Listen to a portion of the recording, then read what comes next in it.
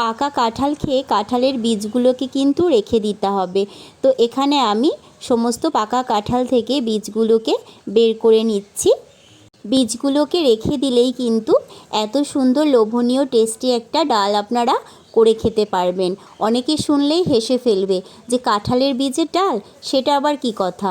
সত্যি বলছি, কাঁঠালের বীজের ডাল যে এত সুন্দর এত টেস্টি হয়, না খেলে কিন্তু একদমই বুঝতে পারবেন না। আর যাকে একবার খাওয়াবেন সে তো বুঝতেই পারবে না যে এটা কাঁঠালের বীজের ডাল।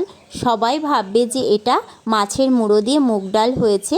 সত্যি বলছি, এটা কিন্তু টেস্টে অতুলনীয় হয়, দারুণ টেস্ট হয় খেতে এই ডালটা।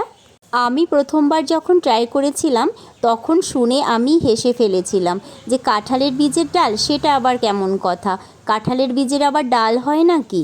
সত্যি বলছি, দেখা হচ্ছে পরের ভিডিওতে। তো সমস্ত প্রসেস দেখে নিতে পারবেন কিভাবে করলাম স্টেপ বাই স্টেপ।